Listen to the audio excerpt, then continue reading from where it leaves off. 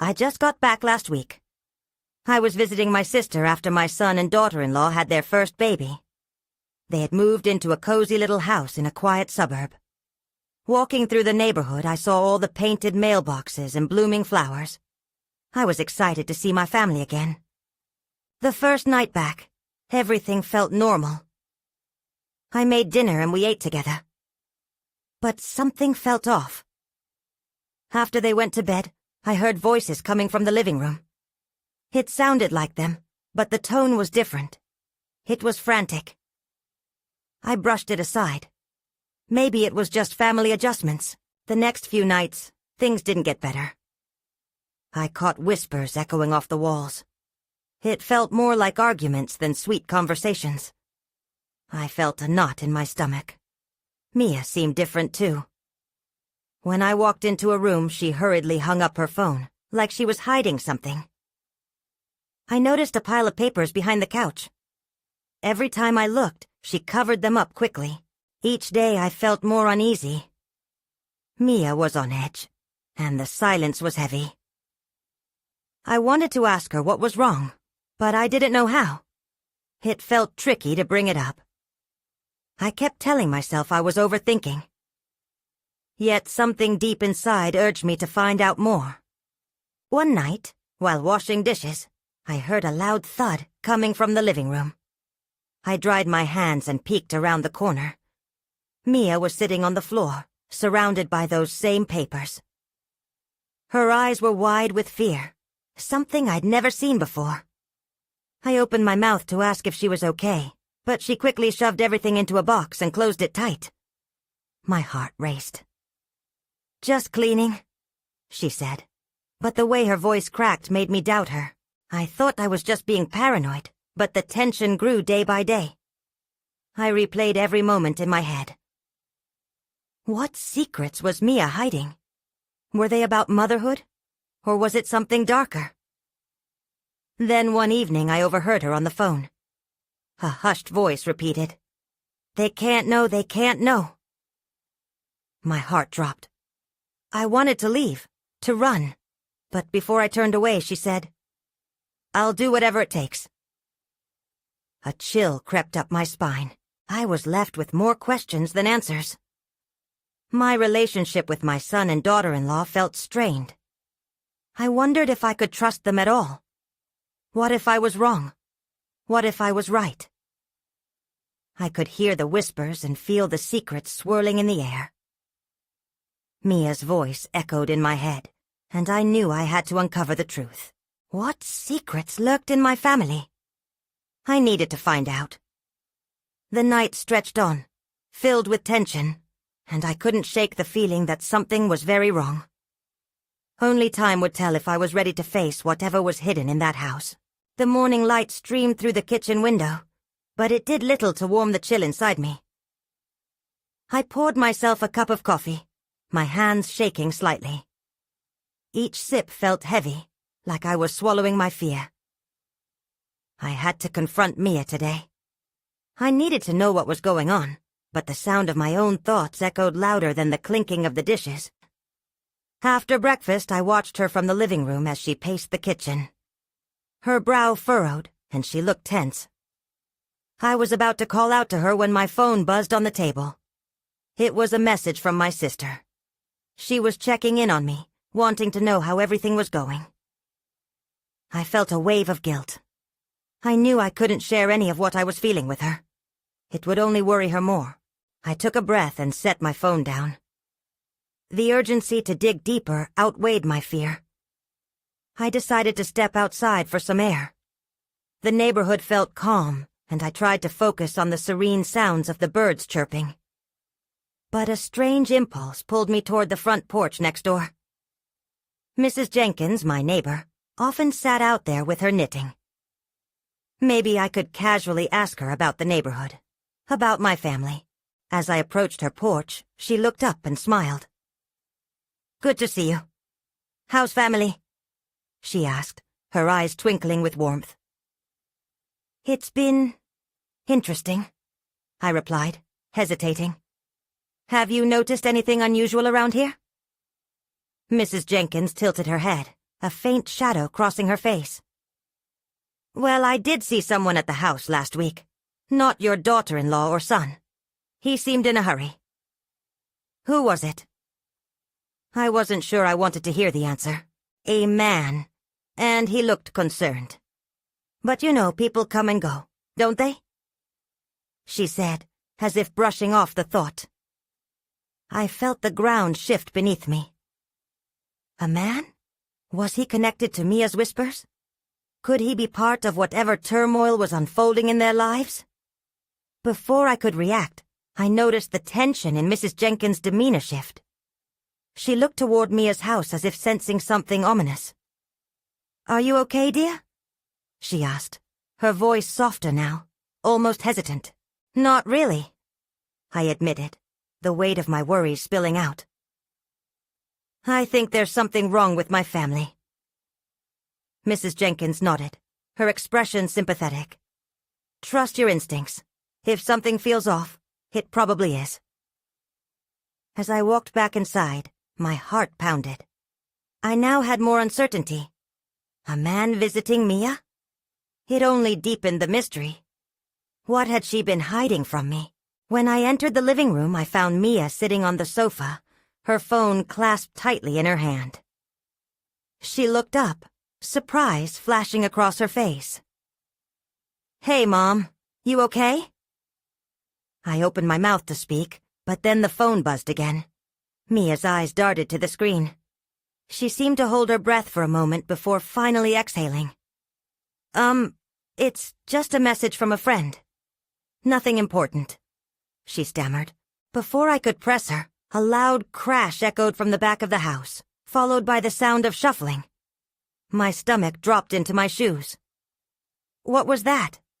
I asked, my heart racing. Mia's expression shifted instantly. Her eyes widened. "Let me check," she said, jumping up. But as she reached for the door, something inside me took control. I needed to know the truth, and I needed to know it now. "Wait!" I called out, desperation slipping into my voice. "What's really going on here?" That's when I saw it. A shadow darting past the window. Mia paused at my shout, her hand hovering over the doorknob. She turned back slowly, her expression shifting from surprise to wariness. "Mom, it's really nothing." "Nothing? A man shows up and now I hear a crash?" I shot back, conviction creeping into my voice. This doesn't feel like nothing. The silence between us hung thick. I felt the air crackle with unspoken fears. I studied Mia's face, looking for any trace of honesty. But all I saw was her stiff posture, the way her grip tightened around her phone. "Who was the man?" I pressed, stepping closer. For a brief moment the tension seemed to crack. Mia's gaze flickered, and for the first time, it seemed like she was weighing her words carefully. "He's just someone I'm helping. It's not what it looks like." "Then what is it, Mia?" I didn't want to shout, but my heart was racing. "You can't just tell me that and expect me to believe it." Before she could respond, another loud crash echoed from the back of the house, followed by a scuffling noise that made my breath hitch. Whatever was happening didn't feel safe. "I'm going to check it out," Mia said, her voice firm. "Stay here." "No way. I'm coming with you." I moved towards her, determination overriding my fear. Whatever was going on, I couldn't stand on the sidelines any longer. Mia looked into my eyes, and for a moment, everything seemed to still. "You shouldn't. It might be dangerous." Ignoring her warning, I stepped toward the back door. "I'll take my chances. We can't keep hiding from this. I'm not letting you face it alone." She hesitated, glancing toward the door, then back at me. An internal battle played out on her face. Finally, she relented. "Fine. Just stay behind me." We opened the door slowly, the sound barely registering amidst the quiet of the house. The backyard was a blur of sunlight and shadows. I could hear faint rustling coming from the garage, where the noise had come from. My heart raced as we approached the door. "Do you think it's him?" I whispered, my voice trembling slightly. "I don't know. But we need to be careful." We crept toward the garage, the anxiety in my stomach knotting tighter with each step. Just as we reached the door, the noise stopped. An unsettling silence filled the space. Mia glanced at me, her eyes wide with worry. I nodded, signaling her to open the door. She took a deep breath and turned the handle. As the door creaked open, my breath caught. A figure loomed in the dim light of the garage, half hidden behind a stack of boxes. I squinted to make out the features, but it was hard to see. In that instant, I wished I'd thought this through. "Who's there?" Mia called out, her voice steady despite the tremor in their steps. There was no answer, just a soft, shuffling sound. Then a shadow broke free, moving toward us.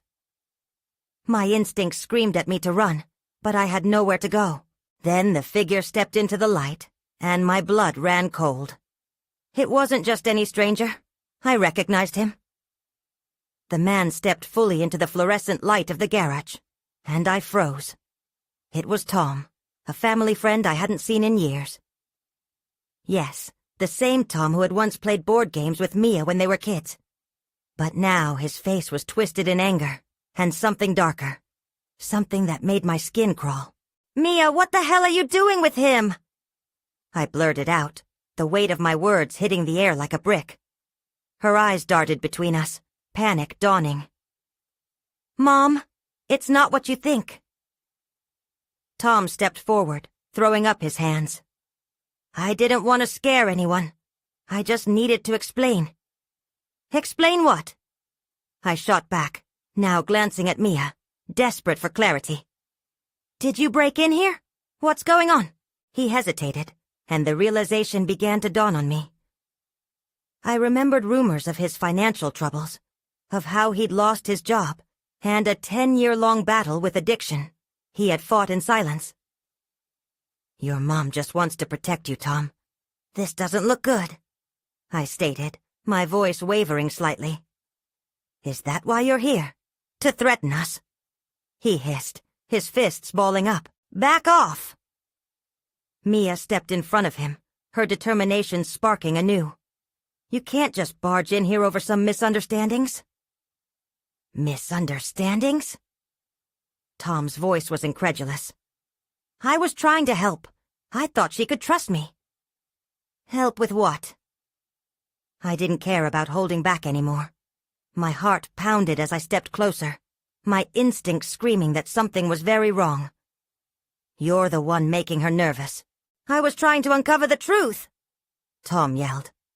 "You need to realize what's really happening, and she's too naive to understand." Mia turned to me, confusion clouding her features. "What truth, Tom? What are you talking about?" His eyes narrowed, voice dropping to a near whisper. "You have no idea who's really behind this. I'm trying to protect you both from a threat you can't see." A thread of fear curled in my stomach. "What do you mean? What threat?" Tom looked at Mia, then back at me. "It's not just me. It goes deeper than you think. I have proof." "Proof of what?" I felt my heart rate quicken again, anger bubbling under my skin. "Of why I'm here," he said, glancing over his shoulder nervously. "Someone wants to hurt you, Mia, and I'm trying to keep you safe." Before I could even question him further, a loud crash came from inside the house, and everything went silent. Mia's eyes widened. "What was that?" "Stay behind me," I instructed, my voice curt. I reached for Mia's arm, pulling her closer as we turned back toward the house. That's when I saw it. A dark shadow moving past the living room window. Someone was in the house. "Mom, we need to go," Mia urged, anxiety evident in her tone. I didn't have to think twice. I nodded, adrenaline fueling my legs as we burst through the door and back toward the kitchen. Whatever was happening, we had to leave, and fast. I pushed open the kitchen door, and the familiar scent of stale coffee hit me like a wave. My mind raced. I felt the weight of Tom's words pressing down on me, but there was no time to unravel them now. A shiver ran through me as I glanced back toward the living room. In the chaos of fleeing, I didn't want to think about the dark figure I had just seen. "Where do we go?" Mia whispered urgently, tears brimming in her eyes. "There's a back road we can take to the next street over," I said, trying to sound calmer than I felt. "We just need to get out." I led Mia toward the back door, but something caught my eye. A piece of paper crumpled on the counter. I hesitated, that small part of my brain convincing me it was worth a look. I released Mia's arm for just a moment and snatched the paper up, my heart racing. It was a note, hastily scrawled. "They're watching. Don't trust anyone." My breath caught in my throat. This wasn't just about Tom. Someone else was involved. "Mom!" Mia's voice jarred me back to reality. "We need to go." I folded the note and shoved it into my pocket, glancing toward the door. "Okay, let's move." We eased the door open, the soft creaks echoing loudly in the silence. I held my breath, straining to listen, to catch any sounds from inside the house. All I could hear was my own heartbeat thrumming in my ears. Just as we stepped outside, another crash came from inside, the sound of something heavy hitting the floor. I froze, my instincts screaming at me to run. "Go! Go!" I urged, pulling Mia along as we hurried down the narrow path leading to the fence. Suddenly headlights sliced through the darkness, illuminating the driveway. I halted, pulling Mia behind me. A car skidded to a stop and I squinted, trying to make out the face behind the wheel. My heart dropped. It was Tom. "Mia, get in!" he shouted, his expression frantic. "We have to leave." "Are you out of your mind?" I barked back, panic flooding my veins. "You can't just show up like this." "I know it looks bad," he pleaded, stepping out of the car. "Please, you both need to trust me. It's not safe." "Mia, this is insane," I hissed, my voice low but fierce. "We can't get into a car with him." "I don't know what else to do," Mia cried, her voice trembling. "He might be right." I stared between the two, my mind racing. I couldn't shake the fear gnawing at me, the fear of being trapped in yet another web of lies. But what if Tom was telling the truth? What if there really was a threat? "Listen, I'll go in first," Tom said, desperation coating his words. "If it's clear, I'll signal for you. But you have to trust me." I felt the weight of the note in my pocket, the urgency of the moment coursing through me. I opened my mouth to argue further, but the sound of shuffling footsteps from inside the house made the decision for me. "Okay," I finally said, the word heavy on my tongue. "Let's do this." As Tom moved to lead the way, a sense of dread flooded my stomach. Whatever secrets he held, whatever danger lurked in the place we called home, I felt as if we were stepping into a storm. I couldn't shake the feeling. Something was about to break. The moment Tom stepped through the door, I held my breath. I waited, fingers twitching, ready to pull Mia back if anything went wrong. The seconds dragged on like hours. I could see the tension in Mia's face. She was torn between trusting Tom and fearing for our safety. Then I saw Tom's silhouette reappear, gesturing with urgency. "It's clear. Come on." I didn't hesitate. We darted toward the car, and with a quick glance back at the house, I felt a shiver crawl up my spine. What lurked behind those walls? Was someone really watching us? I climbed into the back seat, pulling Mia in after me. The door slammed shut, and I felt momentarily safe, cocooned in the car's darkness. "What now?" I asked, my voice barely above a whisper. Tom's hands gripped the wheel, knuckles white. We drive to the diner on Main. It's less crowded at this hour and we can figure out our next move there. I nodded but felt a knot in my stomach. We were running, yes, but I still had no idea what we were running from. As Tom shifted into gear, I noticed something flash in his eyes. Fear. Was it fear of the unknown? Or fear for us? He turned on the headlights, cutting through the night, and we sped away from the house, the familiar streetlights sliding past us like ghosts. But just as I began to relax, a pair of headlights appeared in the rearview mirror. I squinted. It was a dark SUV, tailing us too closely for comfort. "Tom, I think we're being followed," I blurted out, panic bubbling up again. "What?" Tom's voice shot up an octave. He checked the mirror and cursed. "Hold on." He slammed on the brakes, swerving to the right to take a back alley. I braced myself against the seat, glancing at Mia. She looked terrified. "Why would someone be following us?" she asked, her voice trembling. "I don't know," I replied, struggling to keep my own voice steady. "But whatever's going on, it's getting worse." Tom took a sharp turn, the tires screeching against pavement. My heart raced, beating louder than the engine. The SUV followed, relentless. I could see it gaining on us, and I held on tighter to the edge of the seat. "We need to lose them." "I'm working on it," Tom snapped, his eyes darting back and forth between the road and the mirror. Just then, as we turned onto a side street, I caught sight of something glaring white in the shadows. Another vehicle, parked and blocking the road ahead. My stomach dropped. Trapped. "Tom, stop!"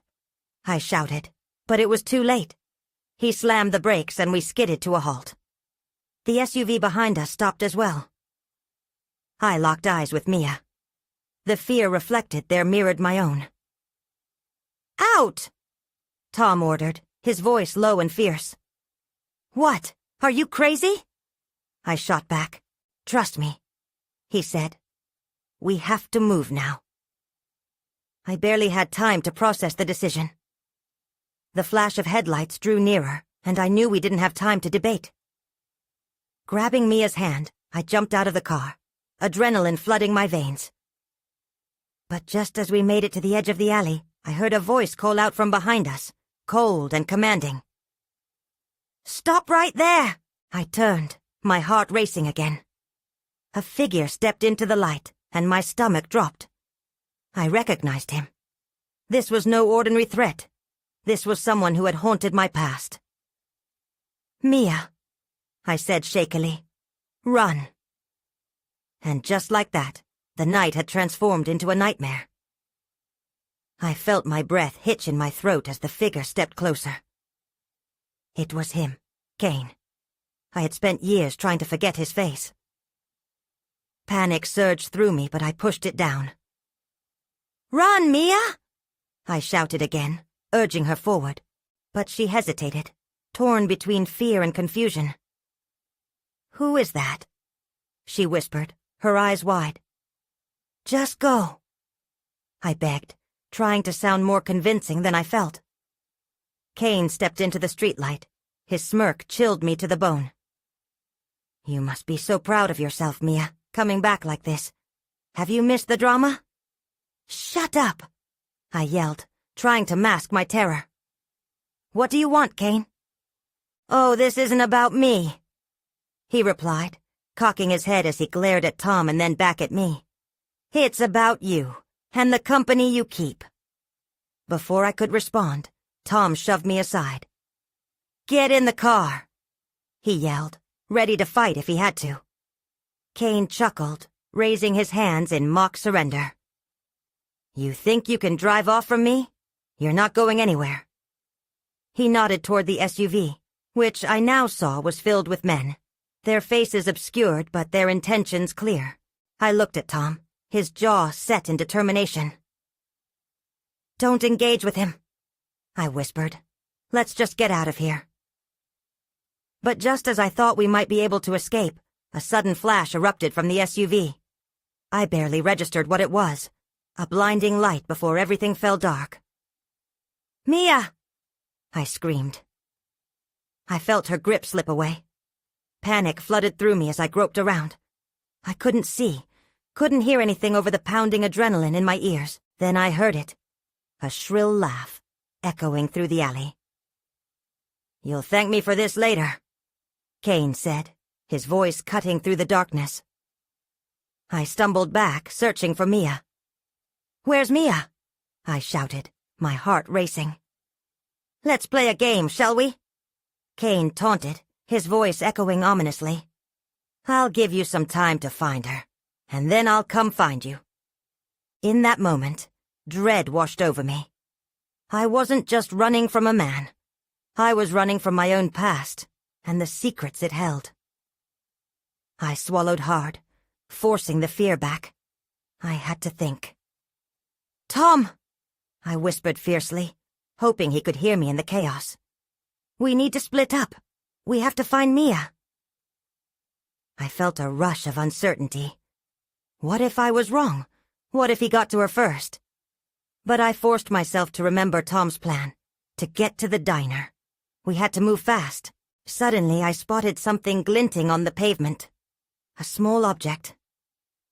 I reached down, heart pounding, and grasped it tightly. The light from the SUV flitted across the alley, searching for us. Time was running out. Then everything went silent, and I realized I was completely alone. I took a breath, fighting back tears.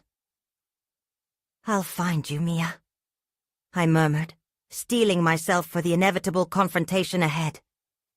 But I had no idea what I was walking into. What secrets had Kane unearthed?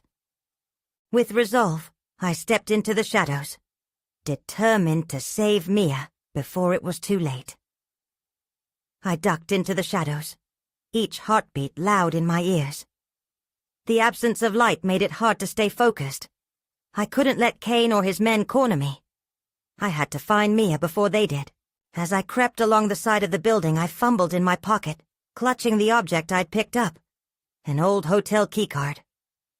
Why couldn't it be something more useful, like a weapon?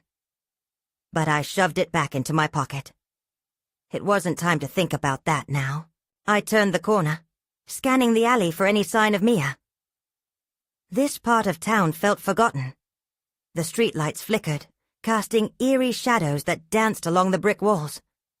I took a deep breath and called out her name softly, desperate for a reply. "Mia." Silence. My throat tightened. I shuffled farther down the alley, glancing at the distant red glow of the diner's neon sign. If I could just reach it, maybe I could call for help. But I had to be sure Mia was safe first. That's when I heard a noise, a muffled cry that sent chills down my spine. It came from a side street ahead of me. My heart raced as I moved closer. "Mia!" I called again, louder this time. I turned the corner and froze.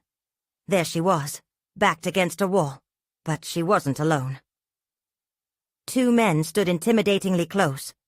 One had a baseball bat slung over his shoulder, while the other glared down at her, a sneer twisting his lips. "Mia!" I whispered urgently, my pulse quickening. I had to act. I noticed a pile of trash cans nearby. Without thinking, I picked up a loose rock from the ground and hurled it in their direction. The crash of plastic startled them. They turned to investigate, and I seized the moment. "Run!" I shouted, sprinting toward her. She met my gaze, wide-eyed and terrified, but the sight of me seemed to steel her. Without hesitation, she bolted toward me. I reached her just as the men registered what was happening. "Let's go!" I grabbed her hand and we took off in the opposite direction. The sound of shouting followed us, but I didn't look back. We raced down the darkened street, adrenaline propelling us forward. "Mia, are you okay?" I panted as we rounded another corner. I'm fine, but what about Tom?" She gasped, her complexion pale but determined. "Don't worry about him now. We need to get somewhere safe," I insisted. That wasn't exactly comforting, but I couldn't bring up my fears. We were both scared, and I had to keep her focused. Ahead, the diner loomed, its light flickering like a beacon. "Inside! We'll be safe there," I urged, hardly aware that I was pushing her faster. Just as we reached the door, a flash of headlights lit up the street behind us. I glanced over my shoulder, heart dropping. The SUV was coming straight for us. "Mia, hurry!" I yelled, my voice shaking. The door swung open and we rushed inside just as the SUV screeched to a halt. Breathless, we found ourselves in the small diner. The smell of coffee and grease welcomed us, a stark contrast to the chaos outside. But I didn't feel safe. Not yet. Then I realized the diner was empty. No customers, no staff, just us, and the faint hum of a neon sign. "What now?" Mia whispered, her eyes darting toward the windows. "Now we wait," I replied, scanning the room, searching for the closest exit. But deep down I knew Kane wasn't done playing his game. The question nagged at the back of my mind. How did he find us so quickly? I turned to Mia, ready to reassure her. But that was when I noticed something shimmering on the counter. A phone. It looked like it had been left behind. That could be our lifeline, or it could bring even more trouble. "Wait here," I ordered, moving toward the counter. That phone might be exactly what we needed, but I couldn't shake the feeling that something else was waiting for us. Just as I reached for it, the doors of the diner swung open with a loud bang. My heart sank. Someone was coming in. I turned quickly, my instincts kicking in. My breath caught in my throat as I braced myself for whoever was entering. The door scraped against the floor, and I caught a glimpse of dark figures silhouetted against the harsh light outside. "Mia, get down!" I shouted. She crouched low, her back pressed against the wall. I felt her tremble beside me. I scanned the diner for anything I could use as a weapon. A ketchup bottle, a coffee pot, anything. But the feeling of helplessness washed over me. This wasn't how it was supposed to go. We were supposed to be safe here. The figures stepped inside, bulky and menacing. At first it was hard to tell who they were in the dim light, but the telltale glint of a badge caught my eye. My heart sank deeper. They were cops. But given the circumstances, they could be either our saviors or part of Kane's plan. "Inside! Go!" one of them barked, gesturing aggressively. "Mia!" I hesitated, unsure. I didn't want to leave our only cover. Before I could decide, I heard a voice from behind me. "You're planning to run?" It was the other officer, his expression cold and unyielding. "No, we're not running." I tried to sound calm, but the tremor in my voice betrayed me. We need help." "Yeah?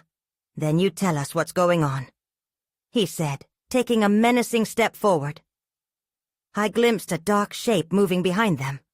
More officers? I gulped. The tension hung thick in the air, and I could feel Mia's heart pounding next to me. "They're coming for us," I blurted, desperation tinging my voice. "Kane and his men, you have to believe us." The officer narrowed his eyes, assessing us. "Kane? You mean the guy with the connections? You think we'll believe you over him?"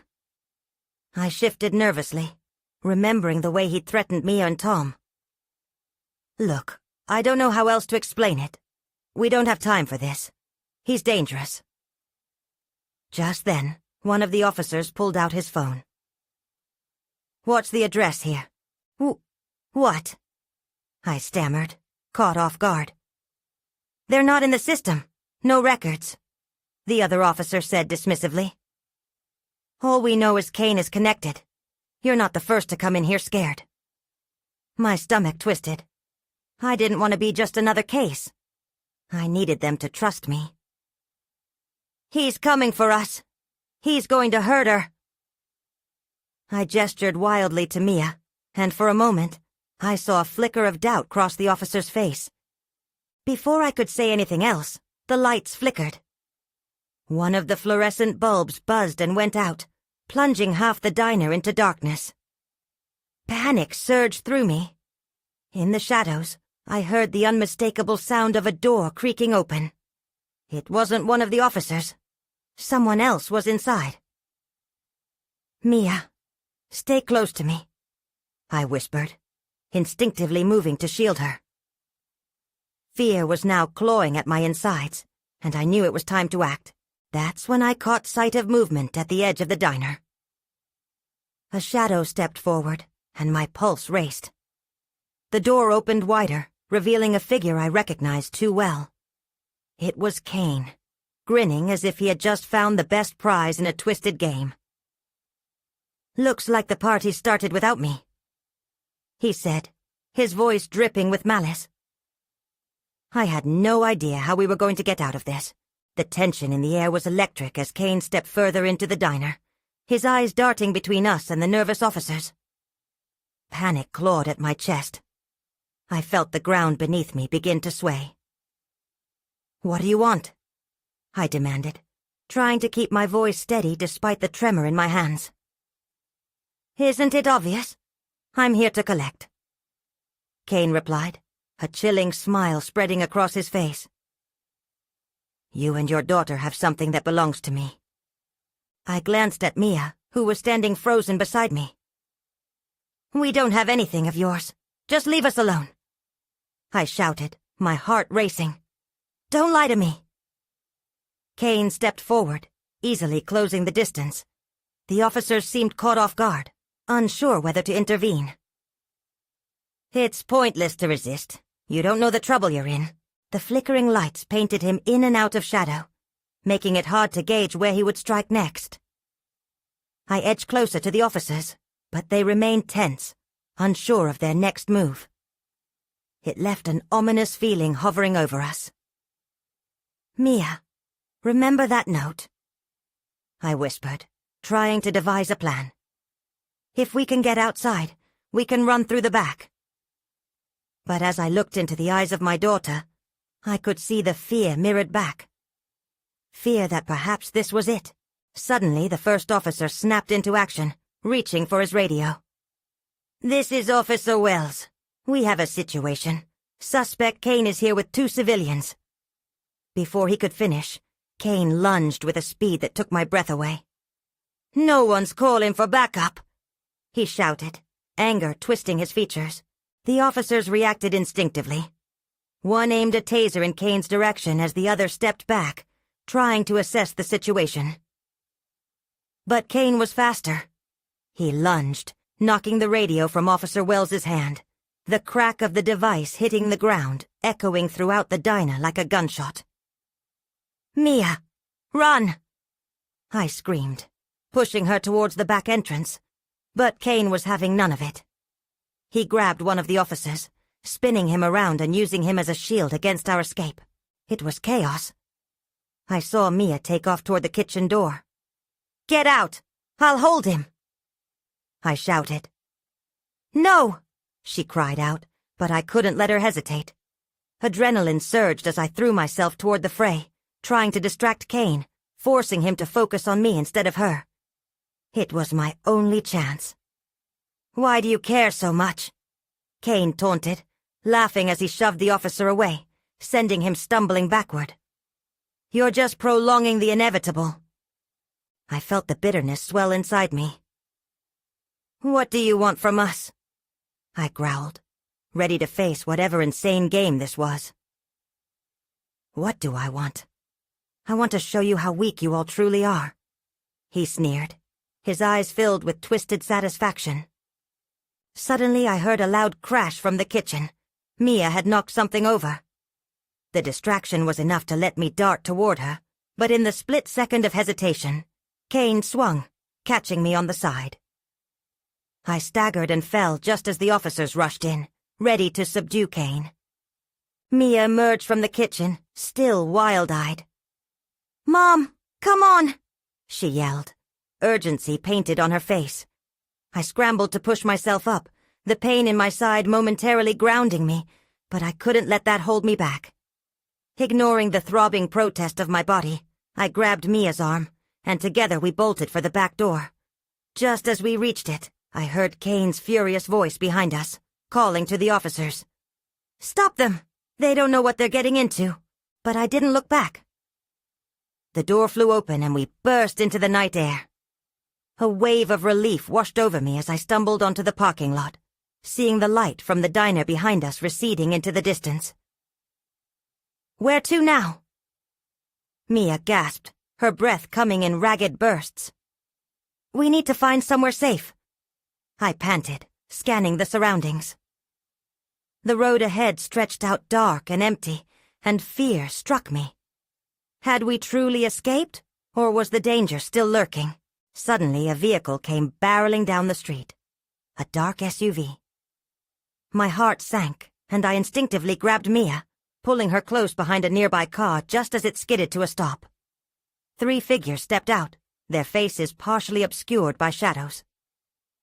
"Check the diner," one barked, already heading toward the entrance we'd just exited. "Mia, we have to move. Now," I urged, adrenaline surging again as we sprinted down an alley alongside the diner, desperately trying to stay hidden. But even as we ran, I could feel Kane's presence looming, a heavy shadow that would not easily dissipate. I couldn't shake the questions that lingered at the edge of my thoughts. What did he want with us? What danger awaited us if we were caught? As we turned the corner, I took one last look over my shoulder, catching a fleeting glimpse of the SUV's headlights flickering ominously against the diner. I still didn't know how deep this conflict ran or who I could trust, but in that moment, the only thing that mattered was getting away. I had saved Mia, and that was enough for now. But as we ran into the uncertainty of the night, one thing was clear. The danger wasn't over. Secret still loomed, waiting patiently in the darkness,